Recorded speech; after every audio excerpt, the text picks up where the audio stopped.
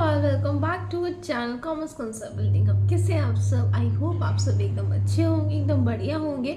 आप सबकी पढ़ाई भी काफ़ी अच्छी चल रही होगी। तो जैसे कि आप सब जानते हैं, आजकल हम पढ़ रहे हैं एथिकल ऑब्जेक्शंस ऑफ एडवर्टाइजिंग। तो एथिकल ऑब्जेक्शन वाले जो हम टॉपिक पढ़ रहे हैं, इसमें हमारा लास्ट पॉइंट रह गया था, वो आज हम पढ़ेंगे और साथ ही कंक्लूजन हम पढ़ेंगे। ठीक है। तो लास्ट पॉइंट है आपका मॉरल डिग्रेडेशन। देखिए, ये लोग ये बोल रहे हैं कि जो एडवर्टाइजमेंट होता है उससे कहीं हद तक जो हमारी मॉरल वैल्यूज होती हैं, हमारी जो एथिक्स होते हैं, जो एक बोलते हैं ना, हमारे संस्कार जो होते हैं, वो बहुत ज़्यादा अफेक्ट करते हैं। ठीक है, कैसे अफेक्ट करते हैं पढ़ते हैं। Nowadays, advertisement contains excessive use of outraging sentiments, exciting emotion, nude poses of beautiful girls, etc. Some of them are full of sex appeal and cupidity. Others are vulgar, silly, stupid, and are offensive to public decency. Therewith, this lower the cultural and moral base of the younger generation. देखो, यहाँ पे ये लोग यही कहना चाह रहे हैं कि कुछ एडवर्टाइजमेंट ऐसे होते हैं, और आजकल के टाइम में तो ऐसे एडवर्टाइजमेंट को ज़्यादा दिखाया जाता है, क्योंकि पता है कि सबको जो यंगस्टर्स होते हैं, चाहे वो मेल हो चाहे फीमेल हो, सब बहुत जल्दी ऐसी चीज़ों को देख के अट्रैक्ट हो जाते हैं। तो वो इस तरह के एड्स ये लोग प्रमोट करते हैं कि जिससे उनका जो प्रोडक्ट है लोग ले। ठीक है, बहुत सारे ऐसे ऐड होते हैं जिसमें न्यूड पोजेस करती हैं, बहुत सारे ऐसे फीमेल्स होती हैं, बहुत सारे ऐसे सेलिब्रिटीज भी होते हैं, मतलब बहुत तरीके के ऐड होते हैं। आई होप आप समझ रहे होंगे मैं किस चीज़ के बारे में बात कर रही हूँ। तो बहुत ज़्यादा उस चीज़ को, मतलब उस प्रोडक्ट को प्रमोट करने के लिए एक नेगेटिव चीज़ का मतलब सपोर्ट लिया जाता है। ठीक है ना, जो कि बहुत ज़्यादा गलत है, और वो बहुत ज़्यादा नेगेटिव इफेक्ट डालता है जनरेशन्स पे, यंगस्टर्स पे स्पेशली। उन लोगों को पता नहीं होता, लेकिन वो अट्रैक्ट हो जाते हैं, वो चीज़ें, उस तरह की चीज़ें वो लोग यूज़ करते हैं जो उनकी यूज़ में भी ना हो। ठीक है, तो ये लोग बोल रहे हैं कि एडवर्टाइजमेंट की वजह से हमारा जो कल्चरल और जो मॉरल बेस होता है, क्योंकि देखो, संस्कार भरा सब पेरेंट्स अपने बच्चों को देते हैं, तो क्या होता है, ऐसी चीज़ें देख के स्पेशली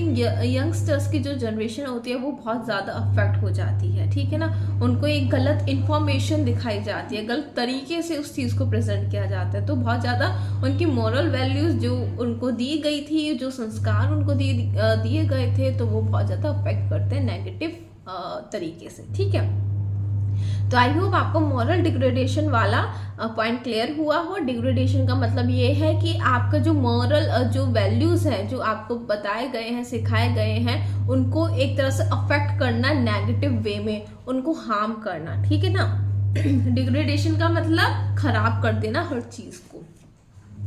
तो आप सबको पता है कि हम ये वाला जो टॉपिक है, लिमिटेशन और डिसएडवांटेजेस और क्रिटिसिज्म ऑफ एडवर्टाइजिंग, जिसका एक और टॉपिक, मतलब एक और इसकी जो हेडिंग है वो ये है कि advertisement is wasteful and unnecessary. ठीक है, ये जो क्वेश्चन पुटअप होता है वो आपको ऐसे स्टेटमेंट भी दे सकते हैं क्वेश्चन में, कि आपको बताना होगा जो एडवर्टाइजमेंट है वो वेस्टफुल और अननेसेसरी है। तो उसमें मैंने आपको उसी हेडिंग के अंदर मैंने आपको ये सारे इकोनॉमिक ऑब्जेक्शंस पढ़ाए थे, सोशल ऑब्जेक्शंस पढ़ाए थे, एथिकल ऑब्जेक्शन आज हमारे कंप्लीट हो ही गए। ठीक है, तो इस टॉपिक का कंक्लूजन अब हम देखने वाले हैं। देखो, यहाँ पे कंक्लूजन में मैं आपको शॉर्ट में बता देती हूँ, वैसे मैं रीड भी करूँगी भी।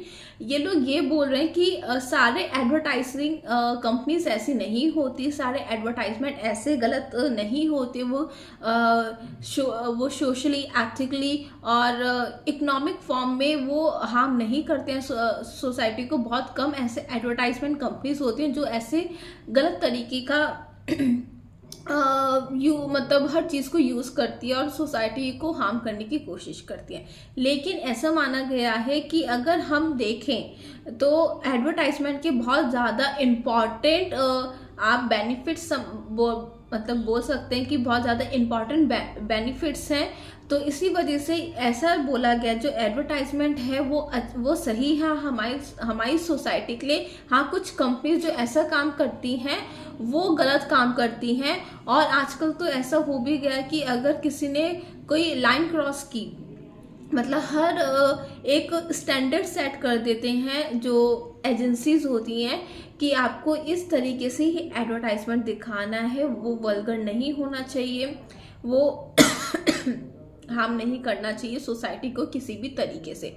तो अगर कंपनी फिर भी उसके बाद वैसे एड्स दिखा रही हैं, हार्म कर रही हैं, मॉरल वैल्यूज हार्म कर रहे हैं, तो उनकी तरफ एक्शन लिया जाता है। तो लास्ट में इन लोगों ने यही बोला है कि जो एडवर्टाइजमेंट है वो बहुत ज़्यादा हेल्पफुल होती है, वो कस्टमर को इन्फॉर्मेशन देती है। तो एडवर्टाइजमेंट जो है वो वेस्टफुल नहीं है। तो हम इसको अच्छे से, मतलब सोसाइटी में ये चीज़ बंद नहीं होनी चाहिए, ठीक है। तो अब मैं आपको इसमें से पढ़ के सुनाती हूँ। Some of these criticisms are true but not absolutely correct। ठीक है ना, वो लोग यही बोल रहे हैं, हाँ कुछ जो क्रिटिसिज्म इन लोगों ने उठाए हैं वो सही है, लेकिन वो पूरे हद तक सही नहीं है, ठीक है ना।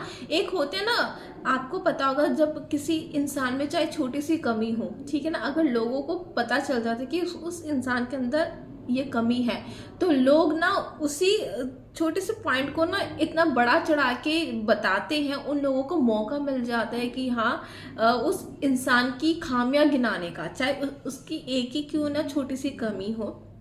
लेकिन लोगों को एक जो उसके अपोजिट लोग होते हैं, मतलब जो उसके वेल विशेस नहीं होते, उन लोगों को मौका मिल जाता है कि अच्छा चलो हमें पता चल गया, अब हम इसको और उछालेंगे, एक जो कमी है उसकी हम 10 कमी बताएंगे, ठीक है। तो यहाँ पे भी ऐसे ही कर रखा है कि हाँ सच है, लेकिन इतना भी नहीं है कि जैसे इन लोगों ने शो किया है।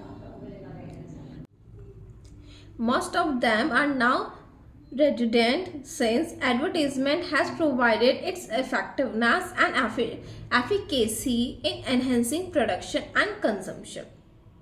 तो इन लोगों ने बोला है कि जो एडवर्टाइजमेंट है उसकी बहुत ज़्यादा एफिशिएंसी है, वो बहुत ज़्यादा इम्पॉर्टेंट है, क्योंकि वो आपकी जो प्रोडक्शन है उसमें वो मदद कर रहा है। क्योंकि देखो आपकी कंपनी ने कोई प्रोडक्ट बनाया, ठीक है, तो जब तक आप उसका एडवर्टाइजमेंट नहीं करोगे, ठीक है, आपने प्रोडक्शन करके अपने गोडाउन में रख लिया, लेकिन जब तक आप उसका एडवर्टाइजमेंट नहीं करोगे, जब तक आप लोगों को बताओगे नहीं कि हमारी कंपनी ने प्रोडक्ट बनाया, तो लोगों को कैसे पता चलेगा। तो ये आपका प्रोडक्शन प्लस कंजम्पशन, मतलब कस्टमर को पता चलता है कि अच्छा हमें ये वाला प्रोडक्ट लेना है, इसको ऐसे कंज्यूम करना है, ये हमें इस शॉप में मिल जाएगा।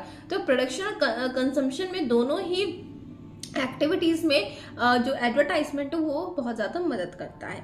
It is stated that attacks on advertising on the ground of deliberate deficit have largely evaporated because of the efforts of the industry itself in setting standards and regulating its own product। देखो वही बात आ गई जो ये लोग बोल रहे थे कि एडवर्टाइजिंग में ये लोग ऐसे ऐसे काम करते हैं, एथिकल ऑब्लिगेशंस लगाए गए, मॉरल ऑब्लिगेशन यहाँ पे लगाए गए, सोशली ऑब्लिगेशन यहाँ पे लगाए गए। तो यहाँ पे ये लोग ये बोलना चाह रहे हैं कि ठीक है, हम लोग मानते हैं कि कुछ कंपनीज ऐसा काम कर रहे हैं, लेकिन यहाँ पे उन लोगों के लिए एक स्टैंडर्ड सेट किया गया है कि अगर ऐसा कुछ वो लोग करते हैं तो उनकी तरफ से एक्शन उठाया जाएगा, ठीक है।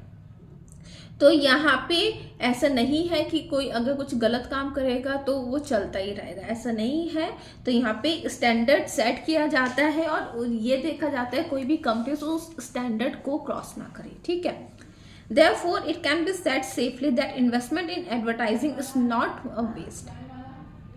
तो यहाँ पे इन सब बातों को देख के यही बोला जा रहा है, हर चीज़ को देख के यही बोला जा रहा है कि एडवर्टाइजमेंट में जो हम पैसा लगा रहे हैं, जो हम इन्वेस्टमेंट कर रहे हैं, जो कंपनीज इन्वेस्टमेंट कर रही है, वो वेस्टेज नहीं है, ठीक है।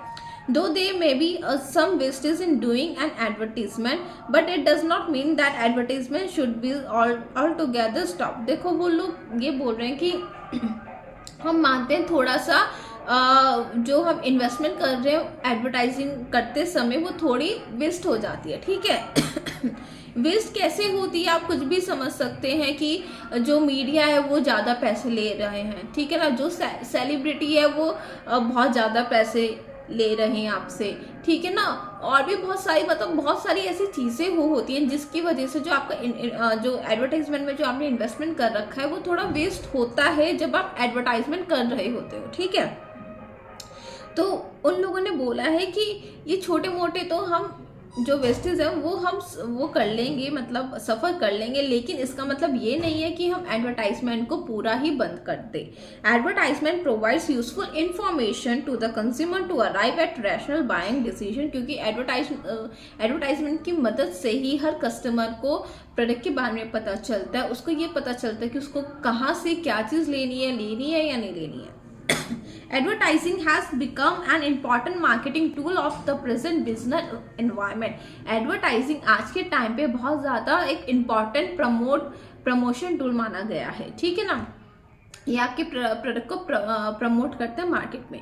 Many scholars of marketing support the creative advertisements and are also in favour of informative advertisement. तो बहुत सारे जो स्कॉलर्स हैं, स्टूडेंट्स हैं मार्केटिंग के, वो लोग इस चीज़ को सपोर्ट करते हैं कि जो एडवर्टाइजमेंट है वो सही है, और वो फेवर भी कर रहे हैं एडवर्टाइजमेंट का, क्योंकि वो बहुत ज़्यादा इंफॉर्मेशन प्रोवाइड करता है कस्टमर को।